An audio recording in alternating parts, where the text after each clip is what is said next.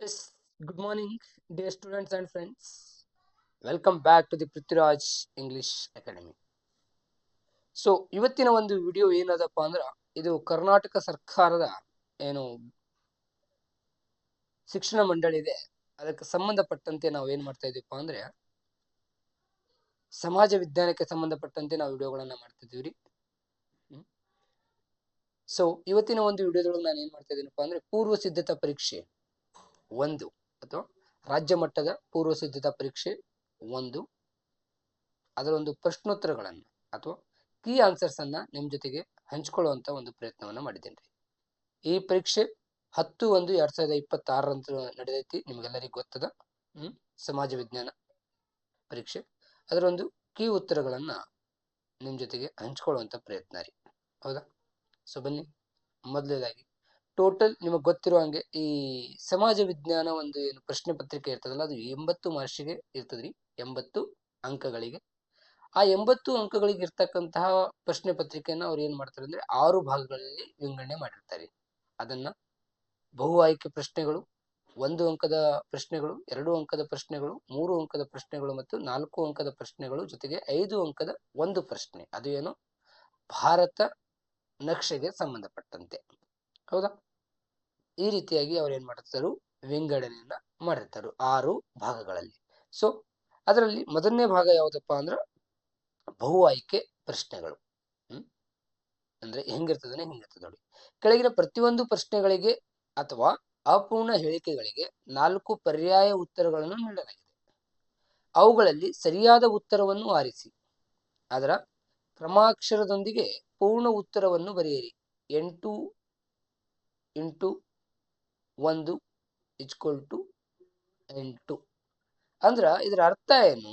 ಅವ್ರು ಏನ್ ಹೇಳಿದಾರಪ್ಪ ಅಂದ್ರ ಬರೇ ಉತ್ತರ ಅಷ್ಟೇ ಬರೀದಲ್ರಿ, ಅದ್ರ ಜೊತೆಗೆ ಕ್ರಮ ಅಕ್ಷರ ಏನ್ ಅಲ್ಫಾಬೆಟ್ ಇರ್ತದಲ್ಲ ಅದನ್ನು ಸೇರಿಸಿ ಬರೀರಿ ಅಂತ ಹೇಳಿ ಅಂದಾರ. ಸೊ ಯಾರು ಎಕ್ಸಾಮ್ ಅನ್ನ ಬರಿತಾ ಇದೀವಿ ನಾವುಗಳು 10ನೇ ತರಗತಿ ವಿದ್ಯಾರ್ಥಿಗಳು, ನಾವೇನ್ ನಮ್ ಗಮನದಾಗ ಇಟ್ಕೋಬೇಕಪ್ಪ ಅಂದ್ರೆ ನಾವು ಬರೇ ಉತ್ತರ ಬರೇ ಅದು ಏನು ಕೀವರ್ಡ್ ಇರ್ತದಲ್ಲ ಅದನ್ನಷ್ಟೇ ಬರೀದಲ್ರಿ, ಅದ್ರ ಜೊತೆಗೆ ಅದೇನು ಆಪ್ಷನ್ಸ್ ಇರ್ತದಲ್ಲ ಅದನ್ನು ಬರೀಬೇಕು. ದಯವಿಟ್ಟು ಇದನ್ನ ನೆನಪಿಟ್ಕೊಳ್ಳಿ. ಸೊ ಬರ್ರಿ ಈಗ 1 by 1 ನಾವೇನ್ ಮಾಡೋಣ, ಪ್ರಶ್ನೆಗಳನ್ನ ಉತ್ತರಗಳನ್ನ ತಿಳ್ಕೊಳ್ತಾ ಹೋಗೋಣ. ನೋಡ್ರಿ, ಮೊದಲನೇ ಪ್ರಶ್ನೆ ಏನಿತ್ತು ಬಹು ಆಯ್ಕೆ ಒಳಗ, ಹಿಂದೂಸ್ತಾನದ ಎಲ್ಲಾ ಮೂಲ ನಿವಾಸಿಗಳು ಭ್ರಷ್ಟರು ಎಂಬ ಹೇಳಿಕೆಯನ್ನು ನೀಡಿದವರು ಯಾರು ಅಂತೇಳಿ ಇತ್ತು. ಅದ್ರೊಳಗ ಆಪ್ಷನ್ ಸಿ ಏನಿತ್ತು ವೆಲೆಸ್ಲಿ, ಬಿ ಏನಿತ್ತು ಕಾರ್ನ್ವಾಲಿಸ್, ಸಿ ಏನಿತ್ತು ವಾನ್ ಹೆಸ್ಟಿಂಗ್ ಮತ್ತೆ ಡಿ ಏನಿತ್ತು ಲಾರ್ಡ್ ಡಾಲ್ ಹೌಸಿ ಅಂತೇಳಿ ಇತ್ರಿ. ಸೊ ಇಲ್ಲಿ ಆನ್ಸರ್ ಏನಾಗತ್ತಪ್ಪ ಅಂದ್ರ ಕಾರ್ನ್ ವಾಲಿಸ್. ಏನಾಗುತ್ತೆ ಇಲ್ಲಿ ಆನ್ಸರು ಕಾರ್ನ್ ವಾಲಿಸ್. ಅಂದ್ರೆ ಆಪ್ಷನ್ಸ್ ಬಿ ಅನ್ನ ಬರೆದು ನೀವೇನ್ ಮಾಡ್ಬೇಕಂದ್ರ ಕಾರ್ನ್ ವಾಲಿಸ್ ಅನ್ನ ಹೆಸರನ್ನ ಬರಿಬೇಕು. ಹಂಗೆ ಬರೆಯಂಗಿಲ್ಲ, ಆಪ್ಷನ್ಸ್ ಬಿ ಬರಿಬೇಕಲ್ಲಿ, ಬಿ ಬರೆದು ಆಮೇಲೆ ಕಾರ್ನ್ ವಾಲಿಸ್ ಅಂತ ಹೇಳಿ ಬರಿಬೇಕ್ರಿ.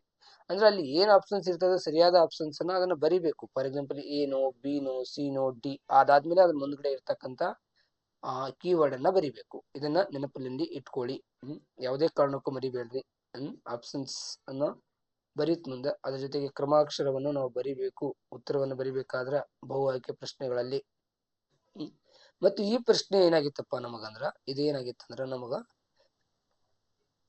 ಭಾರತದಲ್ಲಿ ಬ್ರಿಟಿಷ್ ಆಳ್ವಿಕೆಯ ಪರಿಣಾಮಗಳು ಎಂಬ ಒಂದು ಪಠ್ಯದಿಂದ ಇದನ್ನ ಕೇಳಲಾಗಿತ್ರಿ. ನೆಕ್ಸ್ಟ್ ಎರಡನೇದು, ಮುಸೋಲಿನಿಯು ಸ್ಥಾಪಿಸಿದ ರಾಜಕೀಯ ಪಕ್ಷ. ಆಪ್ಷನ್ ಸಿ ನಾಜಿ ಪಕ್ಷ, ಬಿ ನ್ಯಾಷನಲ್ ಫ್ಯಾಸಿಸ್ಟ್ ಪಕ್ಷ, ಸಿ ಇಂಡಿಪೆಂಡೆಂಟ್ ಲೇಬರ್ ಪಾರ್ಟಿ ಸ್ವತಂತ್ರ ಕಾರ್ಮಿಕರ ಪಕ್ಷ, ಡಿ ಏನಿತ್ತು ಫಾರ್ವರ್ಡ್ ಬ್ಲಾಕ್ ಪಕ್ಷ. ಸೊ ನೋಡ್ರಿ, ಇಲ್ಲಿ ನಾಜಿ ಪಕ್ಷವನ್ನ ಏನ್ ಮಾಡಿದ್ರೆ ಅಂದ್ರೆ ಹಿಟ್ಲರ್ ಸ್ಥಾಪನೆ ಮಾಡ್ತಾನೆ ಎಲ್ಲಿ, ಜರ್ಮನಿ ಒಳಗೆ. ಮುಸೋಲಿನಿ ಇರೋದು ಎಲ್ಲಿ, ಇವ್ ಇರೋದು ಅಥವಾ ಇವ್ ಒಂದು ಆಳ್ವಿಕೆ ಮಾಡಿದಂತ ಪ್ರದೇಶ ಯಾವ್ದಪ್ಪ ಅಂದ್ರೆ ಇಟ್ಲಿ. ಹೌದಾ? ಸೊ ನಾಜಿ ಪಕ್ಷ ಇವಂದಲ್ಲ. ಇಂಡಿಪೆಂಡೆಂಟ್ ಲೇಬರ್ ಪಾರ್ಟಿ ಇದು ಡಾಕ್ಟರ್ BR ಅಂಬೇಡ್ಕರ್ ಅವ್ರದ್ದು, ಹಾಗಾಗಿ ಇದು ಅಲ್ಲ. ಫಾರ್ವರ್ಡ್ ಬ್ಲಾಕ್ ಪಕ್ಷ ಇದು ಏನು ಸುಭಾಷ್ ಚಂದ್ರ ಬೋಸ್ ಅವರು ಸ್ಥಾಪನೆ ಮಾಡಿದಂತ ಪಕ್ಷ, ರಾಜಕೀಯ ಪಕ್ಷ, ಹಾಗಾಗಿ ಇದು ಅಲ್ಲ. ಹಾಗಾದ್ರೆ ಇವ್ರ ಪಕ್ಷ ಯಾವ್ದಪ್ಪ ಅಂದ್ರ ನ್ಯಾಷನಲ್ ಫ್ಯಾಸಿಸ್ಟ್ ಪಕ್ಷ. ಸೊ ಉತ್ತರ ಬಿ, ಆಪ್ಷನ್ಸ್ ಬಿ ಸರಿಯಾದ ಉತ್ತರ, ರಾಷ್ಟ್ರೀಯ ಫ್ಯಾಸಿಸ್ಟ್ ಪಕ್ಷ. ಈ ಪ್ರಶ್ನೆ ಎಲ್ಲಿಂದ ಕೇಳಲಾಗಿತ್ತಪ್ಪ ನಮಗಂದ್ರ, ಈ ಪ್ರಶ್ನೆ ನಮಗ ಇದನ್ನ ನಮಗೇನ್ ಮಾಡಿತ್ತು ಅಂದ್ರೆ ಮಹಾಯುದ್ಧಗಳು ಮತ್ತು ಭಾರತದ ಪಾತ್ರ ಎಂಬ ಅಧ್ಯಯನ ಅಂತ ಕೇಳಲಾಗಿತ್ತು. ಈಗ ಮೂರನೇದು ಬರ್ರಿ. ವಿಶ್ವಸಂಸ್ಥೆ ಯುನೈಟೆಡ್ ನೇಷನ್ಸ್ ಎಂಬ ಪದವನ್ನು ಮೊದಲ ಬಾರಿಗೆ ಬಳಸಿದ್ದು ಯಾವಾಗ ಅನ್ನೋ ಅರ್ಥದಾಗ ಕೇಳಿದ್ದಾರೆ. ಆಪ್ಷನ್ ಸಿ 1ನೇ ಜನವರಿ 1942, 24ನೇ ಅಕ್ಟೋಬರ್ 1945, 1ನೇ ಜನವರಿ 1948, 8ನೇ ಮಾರ್ಚ್ 1963. ಸೊ ಇಲ್ಲಿ ಸ್ಥಾಪನೆ ಆಗಿದ ವರ್ಷ ಕೇಳಿದ್ರ ಆಪ್ಷನ್ಸ್ ಬಿ ಕರೆಕ್ಟ್ ಉತ್ತರ ಐತ್ರಿ. ಸರಿಯಾದ ಉತ್ತರ ಆಪ್ಷನ್ಸ್ ಬಿ 24ನೇ ಅಕ್ಟೋಬರ್ 1945. ಬಟ್ ಅವ್ರು ಏನ್ ಕೇಳಿದಾರೆ ಅಂದ್ರ ಫಸ್ಟ್ ಟೈಮ್ ವಿಶ್ವಸಂಸ್ಥೆ ಎಂಬ ಪದವನ್ನ ಯಾವಾಗ ಬಳಸಲಾಯ್ತಂದ್ರ 1ನೇ ಜನವರಿ 1942ರಲ್ಲಿ. ಸೊ ಆಪ್ಷನ್ಸ್ ಎ ಇದು ಇಲ್ಲಿ ಏನಾಗ್ತದೆ ಸರಿಯಾದ ಉತ್ತರ ಆಗ್ತದೆ. ಇದೇನು ಜಾಗತಿಕ ಸಂಸ್ಥೆಗಳು ಜಾಗತಿಕ ಸಂಸ್ಥೆಗಳು ಎಂಬ ಪಠ್ಯದಿಂದ ಈ ಪ್ರಶ್ನೆಯನ್ನು ಕೇಳಲಾಗಿತ್ತು. ನೆಕ್ಸ್ಟ್ ಬರ್ರಿ. ನರ್ಮದಾ ಬಚಾವ್ ಆಂದೋಲನವು ನಡೆದಿದ್ದು ಯಾವ ರಾಜ್ಯದಾಗ ಅಂದ್ರ ಆಪ್ಷನ್ ಸಿ ಕೇರಳ ಇತ್ತು, ಬಿ ಕರ್ನಾಟಕ ಇತ್ತು, ಸಿ ಗುಜರಾತ್ ಇತ್ತು, ಡಿ ಉತ್ತರಾಖಂಡ್ ಇತ್ತು. ನರ್ಮದಾ ನದಿಯಲ್ಲಿ ಬರ್ತದ ವಿಂಧ್ಯ ಮೌಂಟೇನ್ ಒಳಗ ಅದು ತನ್ನ ಹುಟ್ಟನ್ನ ಪಡೆದುಕೊಳ್ತದೆ. ಸೊ ವಿಂಧ್ಯ ಮೌಂಟೇನ್ ಎಲ್ಲಿ ಬರ್ತದ ನಿಯರ್ ಬೈ ಗುಜರಾತ್ ಬರ್ತದ. ಕೇರಳ ಬಹಳ ದೂರ ಅದಕ್ಕೆ, ಕರ್ನಾಟಕನು ಬಹಳ ದೂರ, ಉತ್ತರಾಖಂಡ್ ಮೇಲ್ಗಡೆ ಆಗ್ತದ. ಅಲ್ಲೇನು ಯಮುನಾ ಮತ್ತೆ ಗಂಗಾ ರಿವರ್ ಅಲ್ಲಿ ಟಚ್ ಆಗ್ಬಹುದು. ಬಟ್ ನರ್ಮದಾ ಹತ್ತಿರ ಆಗಿರುವಂತ ರಾಜ್ಯ ಯಾವ್ದಪ್ಪ ಅಂದ್ರೆ ಗುಜರಾತ್. ಹಾಗಾಗಿ ಇಲ್ಲಿ ಸರಿಯಾದ ಉತ್ತರ ಯಾವ್ದಂದ್ರ ಗುಜರಾತ್ ಆಗ್ತದ್ರಿ. ಸರಿಯಾದ ಉತ್ತರ ಏನ್ರಿ ಇಲ್ಲಿ ಗುಜರಾತ್ ಆಗ್ತದ್ರಿ. ಗುಜರಾತ್ ಏನಂದ್ರ ಸರಿಯಾದ ಉತ್ತರ ಆಯ್ತ್ರಿ. ಸೊ ನೆಕ್ಸ್ಟ್ ಒಂದು ಪ್ರಶ್ನೆಗೆ ಹೋಗೋಣ್ರಿ. ನೆಕ್ಸ್ಟ್ ಪ್ರಶ್ನೆ ಏನಪ್ಪಾ ಅಂದ್ರೆ 5ನೇದು. ಭಾರತವು ಪಡೆಯುವ ಸರಾಸರಿ ವಾರ್ಷಿಕ ಮಳೆ ಎಷ್ಟು ಅನ್ನೋ ರೀತಿಯಾಗ ಕೇಳಿದಾರ್ರಿ. Option C 75 centimetre, 118 centimetre, 250 centimetre, D 50 centimetre. So ಇಲ್ಲಿ ಉತ್ತರ ಏನಾಗಿತ್ತು ಅಂದ್ರೆ ಬಿ ಸರಿಯಾದ ಉತ್ತರ ಆಗಿತ್ರಿ. 118 ಸೆಂಟಿಮೀಟರ್ ಮಳೆ ನಮ್ಮ ವಾರ್ಷಿಕವಾಗಿ ಸರಾಸರಿಯಾಗಿ ಪೂರ್ತಿ ಒಂದು ಭಾರತಕ್ಕ ಸರಾಸರಿಯಾಗಿ ತೆಗೆದಾಗ, ಸರಾಸರಿ ಲೆಕ್ಕದಲ್ಲಿ ತೆಗೆದಾಗ ನಮಗೇನಾಗ್ತದ ಅಂದ್ರೆ 118 ಸೆಂಟಿಮೀಟರ್ ಮಳೆ ನಮಗೇನಾಗ್ತದ ಸಿಗ್ತದ. ಓಕೆ. ಭಾರತದ ಪ್ರಾದೇಶಿಕ ಮತ್ತು ಸ್ವತಂತ್ರ GPS ವ್ಯವಸ್ಥೆಯ ಹೆಸರೇನು? Option C Sputnik, B Pathfinder, C NavIC, D Maitri. So GPS ಅನ್ನ ಟೋಟಲ್ ಆಗಿ ನಾವು ಏನಂತೇಳಿ ಕರಿತೀವಿ? ಪಾಥ್ಫೈಂಡರ್ ಅಂತೇಳಿ ಕರಿತೀವಿ. ಬಿ ಹೌದಾ? ಆದ್ರೆ ನಮ್ಮ ಇಂಡಿಯಾದು ಸ್ವತಂತ್ರವಾಗಿರುವಂತದ್ದು ಮತ್ತು ಪ್ರಾದೇಶಿಕವಾದಂತಹ GPS ಯಾವ್ದಪ್ಪ ಅಂದ್ರೆ ನಮ್ದೇ. ಅದಕ್ಕೆ ಏನಂತೇಳಿ ಹೆಸರಿಟ್ಟಿವಿ ಅಂದ್ರೆ ನಾವು ನಾವಿಕ ಅಂತೇಳಿ ಹೆಸರಿಟ್ಟಿದ್ವಿ. ಸೊ ಸರಿಯಾದ ಉತ್ತರ ಏನಾಗಿತ್ತು? ಸಿ ಆಗಿತ್ತು ಇಲ್ಲಿ ನಾವಿಕ ಅನ್ನೋದು. ಹೌದಾ? ನೆಕ್ಸ್ಟ್ ಬರ್ರಿ. ವಸತಿ ರೈತರಿಗೆ ವಸತಿ ಒದಗಿಸಲು ಜಾರಿಗೆ ತಂದ ಕಾರ್ಯಕ್ರಮ ಆಶ್ರಯ ಯೋಜನೆ, ಸಂಧ್ಯಾ ಸುರಕ್ಷಾ ಯೋಜನೆ, ಸುಕನ್ಯಾ ಸಮೃದ್ಧಿ ಯೋಜನೆ, ಜವಾಹರ್ ರೋಜ್ಗಾರ್ ಯೋಜನೆ. ವಸತಿ ರೈತರು ಅಂದ್ರೆ ಮನೆ ಇಲ್ಲದವರಿಗೆ ಮನೆಯನ್ನ ಒದಗಿಸುವಂತ ಒಂದು ಕಾರ್ಯಕ್ರಮ ರೀ ಅಥವಾ ಯೋಜನೆ ರೀ. ಯಾವ್ದಂತೇಳಿ ಕೇಳಿದಾರೆ ಅವರು. ಹೌದಾ? ಸೊ ನೋಡ್ರಿ, ಸುಕನ್ಯಾ ಸಮೃದ್ಧಿ ಯೋಜನೆ ಇದು ಹೆಣ್ಮಕ್ಳಿಗೆ ಸಂಬಂಧಪಟ್ಟಂತೆ. ಜವಾಹರ್ಲಾಲ್ ರೋಜ್ಗಾರ್ ಅಂದ್ರೆ ಕೆಲಸಕ್ಕೆ ಸಂಬಂಧಪಟ್ಟಂತೆ, ಇದು ವಸತಿಗೆ ಸಂಬಂಧಪಟ್ಟಂತೆಲ್ಲ. ಸಂಧ್ಯಾ ಸುರಕ್ಷಾ ಯೋಜನೆ ಅಂದ್ರೆ ಏನಿದು ಏನಂತಾರೆ ಅದಕ್ಕ ಅಪಘಾತ ವಿಮೆಗೆ ಸಂಬಂಧಪಟ್ಟಂತದ್ದು. ಆದ್ರೆ ಆಶ್ರಯ ಯೋಜನೆ ಏನು? ಆಶ್ರಯ ಅಂದ್ರೆ ಮನೆಯನ್ನ ಕಲ್ಪಿಸುವಂಥದ್ದು. ಹಾಗಾಗಿ ಇಲ್ಲಿ ಉತ್ತರ ಏನಾಗಿತ್ತು ಅಂದ್ರ ಸರಿಯಾದ ಉತ್ತರ ಏನಾಗಿತ್ತು ಅಂದ್ರ ಆಪ್ಷನ್ಸ್ ಎ ಆಗಿತ್ರಿ. ಆಪ್ಷನ್ ಸಿ ಸರಿಯಾದ ಉತ್ತರ ಆಗಿತ್ತು. ಅದೇನು ಆಶ್ರಯ ಯೋಜನೆ. ಓಕೆ ಬರ್ರಿ.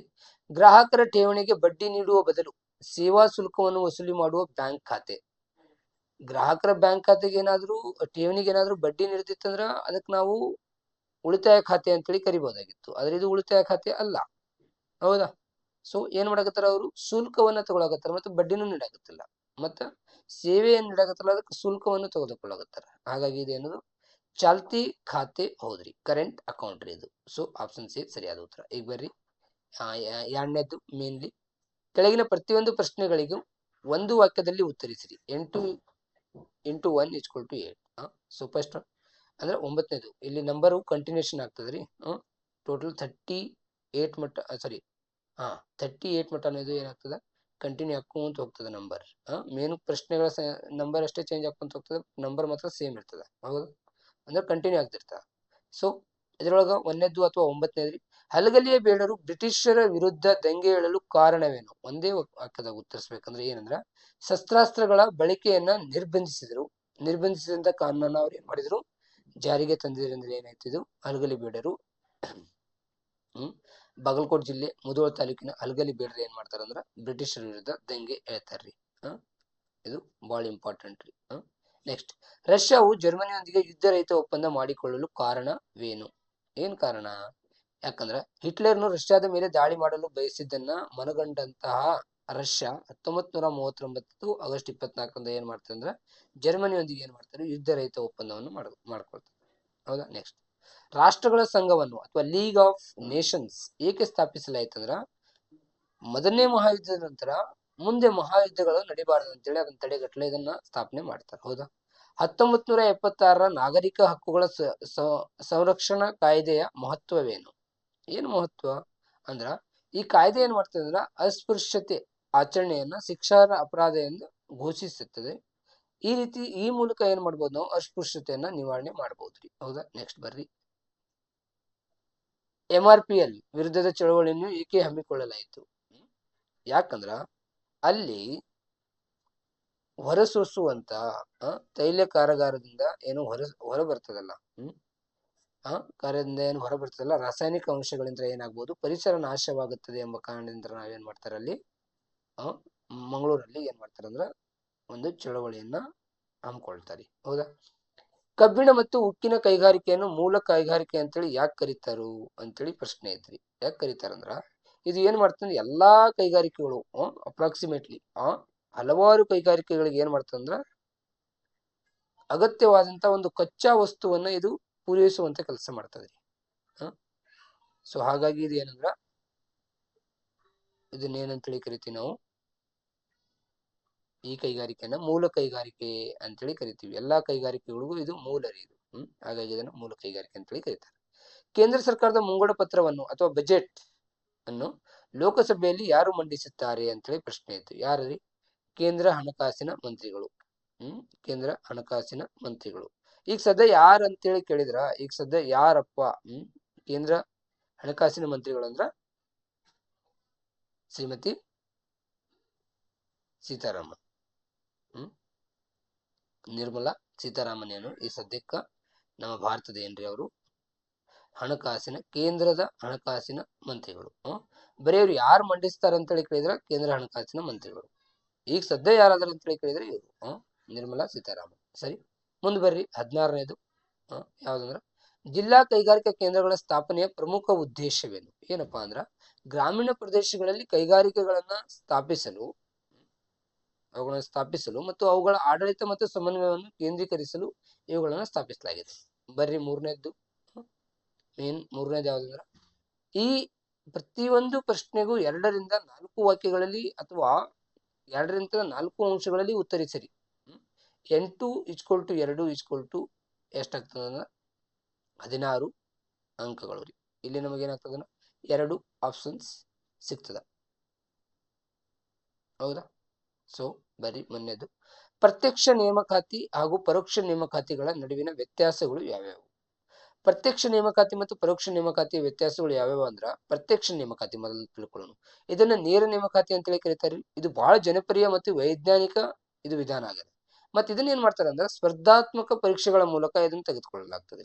ಸ್ಪರ್ಧಾತ್ಮಕ ಪರೀಕ್ಷೆಗಳ ಮೂಲಕ ಇದನ್ನ ತೆಗೆದುಕೊಳ್ಳಲಾಗ್ತದೆ. ಮತ್ತೆ ಅಭ್ಯರ್ಥಿಗಳಿಗೆ ಇಲ್ಲಿ ಈ ಪರೀಕ್ಷೆಗಳನ್ನ ಪಾಸ್ ಆಗ್ಬೇಕಾದ್ರ ಅಥವಾ ಈ ನೇಮಕಾತಿಯಲ್ಲಿ ಒಂದು ಇದನ್ನ ಆಗ್ಬೇಕಾದ್ರ ವಿಶೇಷವಾದಂತ ಮತ್ತು ಸಾಮಾನ್ಯವಾದಂತ ಕೆಲವು ಅರ್ಹತೆಗಳು ಹೊಂದಿರಲೇಬೇಕು. ಅವರು ವಿದ್ಯಾರ್ಥಿ ಇರ್ಬೋದು, ಇವೆಲ್ಲ ಅವರು ಹೊಂದಿರಲೇಬೇಕು. ಬಟ್ ಪರೋಕ್ಷ ನೇಮಕಾತಿ ಏನಾಗಿರ್ತದೆ ಅಂದ್ರೆ ಆಂತರಿಕ ಆಗಿರ್ತದ.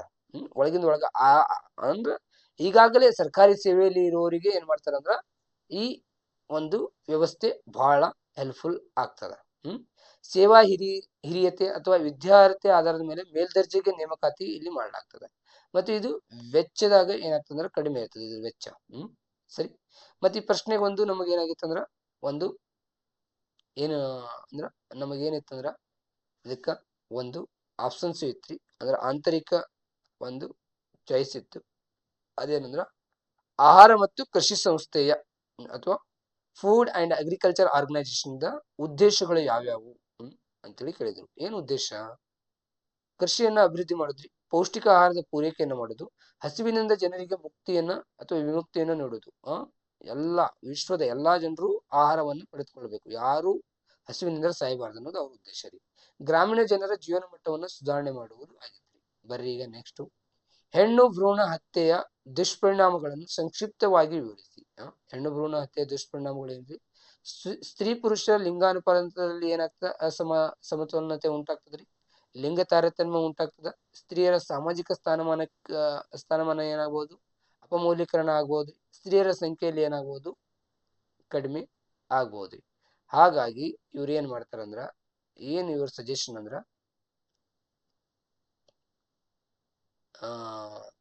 ಏನ್ ಮಾಡ್ರಿ ಅಂತೇಳಿ ಅಂತಾರಂದ್ರ, ಅವರು ಈ ಹೆಣ್ಣು ಭ್ರೂಣವನ್ನ ಏನ್ ಮಾಡಿದರು, ನಮ್ಮಲ್ಲಿ ಕ್ಯಾನ್ಸಲ್ ಮಾಡಿದ್ದಾರೆ, ಅಂದ್ರೆ ನಿಷೇಧ ಮಾಡಲಾಗಿದೆ ರೀ. ಸೊ ನೆಕ್ಸ್ಟ್ ಬರ್ರಿ, ನೆಕ್ಸ್ಟ್ ಏನಪ್ಪಾ ಅಂದ್ರ, ಇದಕ್ಕೂ ಈ ಪ್ರಶ್ನೆಗೂ ಏನಿತ್ತು ಅಂದ್ರ ನಮಗ ಒಂದು ಆಪ್ಷನ್ಸ್ ಇತ್ರಿ. ಈ ಪ್ರಶ್ನೆಗೂ ನಮಗೇನಿತ್ತು? ಆಪ್ಷನ್ಸ್ ಇತ್ತು. ಏನ್ ಆಪ್ಷನ್ಸ್ ಅಂದ್ರ, ದೊಂಬಿಯ ನಿಯಂತ್ರಣ ಕ್ರಮಗಳನ್ನು ಸಂಕ್ಷಿಪ್ತವಾಗಿ ವಿವರಿಸುವುದ್ರಿ. ದೊಂಬಿಯ ನಿಯಂತ್ರಣಕ್ಕ ಏನು ಕ್ರಮಗಳದವು ಅದನ್ನ ಸಂಕ್ಷಿಪ್ತವಾಗಿ ವಿವರಿಸುವುದು ಅಂತೇಳಿ ಒಂದು ಪ್ರಶ್ನೆ ನಮಗೇನಿತ್ತು? ಆಪ್ಷನ್ಸ್ ಅನ್ನ ನೀಡಲಾಗಿತ್ರಿ, ಅಥವಾ ಆಯ್ಕೆಯನ್ನ ನೀಡಲಾಗಿತ್ತು. ಏನೇನು? ಅಧಿಕಾರಿಗಳ ಸಮಯೋಚಿತ ಜಾಗೃತಿ ರೀ, ಪೊಲೀಸ್ ಇಲಾಖೆ ಅದನ್ನ ದೊಂಬಿಯನ್ನ ಏನ್ ಮಾಡ್ಬೋದು? ತನ್ನ ಕಂಟ್ರೋಲ್ ತೆಗೆದುಕೊಳ್ಬಹುದ್ರಿ. ರಕ್ಷಣಾ ಪಡೆಗಳು ರೀ, ಮತ್ತೆ ಕಾನೂನು ಮತ್ತು ಸಂಬಂಧಿತ ಸಾಧನಗಳ ಮೂಲಕ ಇದನ್ನ ಏನ್ ಮಾಡ್ಬೋದು? ನಾವು ತಡೆಗಟ್ಟಬಹುದ್ರಿ. ನೆಕ್ಸ್ಟ್ ಬರ್ರಿ 19ನೇದು, ಭಾರತದಲ್ಲಿ ತಮ್ಮ ಸಾಮ್ರಾಜ್ಯ ವಿಸ್ತರಣೆಗಾಗಿ ಬ್ರಿಟಿಷರು ಅನುಸರಿಸಿದ ನೀತಿಗಳು ಯಾವ್ಯಾವು? ಮುಖ್ಯವಾಗಿ ಎರಡ್ರಿ, ಆದ್ರೆ ಅದ್ರ ಜೊತೆಗೆ ಯಾಕಂದ್ರೆ ಇದು 2 ಮಾರ್ಕ್ಸಿನ ಪ್ರಶ್ನೆ ಅದ, ಹಾಗಾಗಿ ಎರಡನ್ನ ನಾವು ಸೇರಿಸ್ಕೊಂಡಿದೀವಿ. ಹೌದಾ? ಸೊ ಬ್ರಿಟಿಷರು ಅಥವಾ ಇಂಗ್ಲಿಷರು ಭಾರತದಲ್ಲಿ ಸಾಮ್ರಾಜ್ಯ ವಿಸ್ತರಣೆಗೆ ಅನುಸರಿಸಿದ ಮಾರ್ಗಗಳು ಯಾವ್ಯಾವಪ್ಪ ಅಂದ್ರ, ಒಂದನೇದು ಯುದ್ಧ ನೀತಿ, ಅದ್ರೊಳಗ ಒಂದನೇದು ಯುದ್ಧ ನೀತಿ. ಎರಡನೇದೇನಪ್ಪಾ ಅಂದ್ರ ಸಹಾಯಕ ಸೈನ್ಯ ಪದ್ಧತಿ, ಲಾರ್ಡ್ ವೆಲ್ಲೆಸ್ಲಿ ಏನ್ ಜಾರಿಗೆ ತರ್ತಾನೆ ಅದು. ಮತ್ತು ದತ್ತಕ ಅಥವಾ ದತ್ತು ಮಕ್ಕಳಿಗೆ ಹಕ್ಕಿಲ್ಲ ಎಂಬ ನೀತಿ, ಲಾರ್ಡ್ ಡಾಲ್ಹೌಸಿ ಜಾರಿಗೆ ತಂದಿರುವಂತದ್ದು.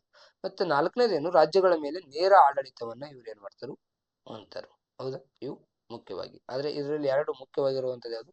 ಸಹಾಯಕ ಸೈನ್ಯ ಪದ್ಧತಿ ಮತ್ತು ದತ್ತಕ ಮಕ್ಕಳಿಗೆ ಹಕ್ಕಿಲ್ಲ ಎಂಬ ನೀತಿಯನ್ನ ಬರೆದ್ರು ಸಾಕಾಗ್ತದೆ. ಹೌದಾ? ಮಸ್ತ್ ಬರ್ರಿ. ನೆಕ್ಸ್ಟ್ 20ನೇದು, ಹೈದರಾಬಾದ್ ಸಂಸ್ಥಾನವನ್ನು ಭಾರತದ ಒಕ್ಕೂಟಕ್ಕೆ ಹೇಗೆ ವಿಲೀನಗೊಳಿಸಲಾಯಿತು?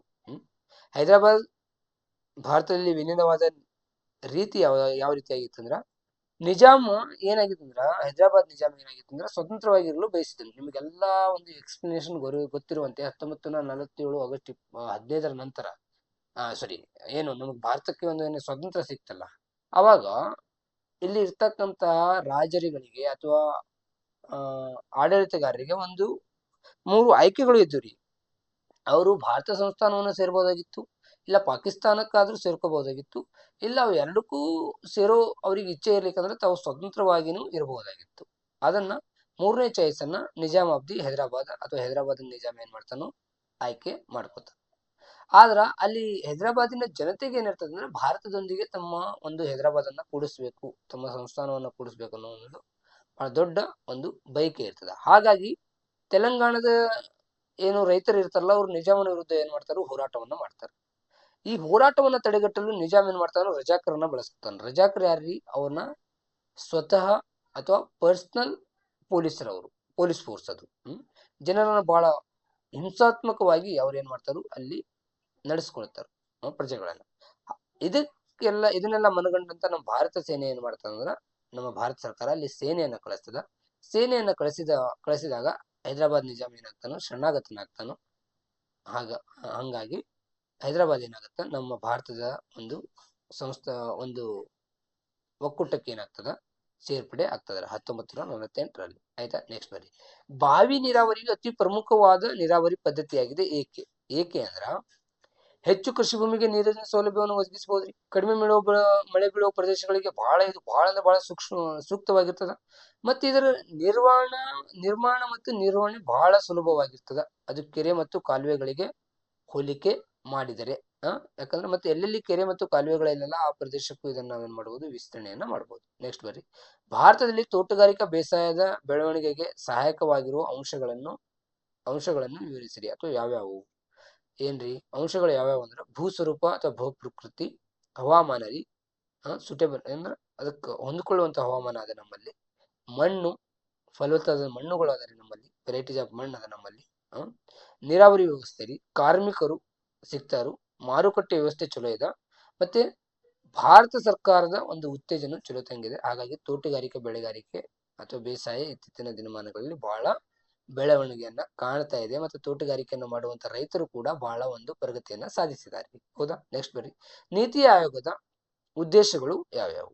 ಏನು ಉದ್ದೇಶಗಳು ರೀ, ಚಿಂತನಾ ಚಾವಡಿಯಾಗಿ ಏನಾಗ್ತದೆ ಕಾರ್ಯವನ್ನು ನಿರ್ವಹಣೆ ಮಾಡ್ತದೆ, ಆರ್ಥಿಕ ಅಭಿವೃದ್ಧಿಗೆ ವೇಗವನ್ನು ನೀಡ್ತದ, ಒಂದು ನೋಡಲ್ ಏಜೆನ್ಸಿಯಾಗಿ ಇದು ಕಾರ್ಯವನ್ನು ಮಾಡ್ತದ, ಆರ್ಥಿಕ ನೀತಿಯನ್ನ ನಿರ್ವಹಿಸ್ತದ್ರಿ, ಮತ್ತ ಭಾರತ ಸರ್ಕಾರದಲ್ಲಿ ಒಕ್ಕೂಟ ವ್ಯವಸ್ಥೆಯನ್ನ ಏನ್ ಮಾಡ್ತದೆ ಅಂದ್ರೆ ಉತ್ತೇಜಿಸುವಂತ ಕೆಲಸವನ್ನ ಇದು ಮಾಡ್ತದೆ. ಯಾವುದು, ನೀತಿ ಆಯೋಗ. ಬರ್ರಿ ಮತ್ತೆ 24ನೇದು, ಪ್ರತಿ ವರ್ಷವೂ ಮಾರ್ಚ್ 15ರಂದು ವಿಶ್ವ ಗ್ರಾಹಕರ ಹಕ್ಕುಗಳ ದಿನವನ್ನು ಆಚರಿಸಲಾಗುತ್ತದೆ. ಯಾಕೆ ಅಂತೇಳಿ ಕೇಳಿದ್ದಾರೆ. ಯಾಕಂದ್ರ 1962ರ ಮಾರ್ಚ್ 15ರಂದು ಏನಾಗ್ತಂದ್ರ ಆಗಿನ ಅಮೆರಿಕಾದ ಒಂದು ಅಧ್ಯಕ್ಷರಾದಂತ ಜಾನ್ ಎಫ್ ಕೆನಡಿ ಏನ್ ಮಾಡ್ತಾರಂದ್ರ ಅಲ್ಲಿಯ ನಾಗರಿಕರಿಗೆ 4 ಒಂದು ಬೇಸಿಕ್ ಒಂದು ಹಕ್ಕುಗಳನ್ನ ಕೊಡ್ತಾನ್ರಿ.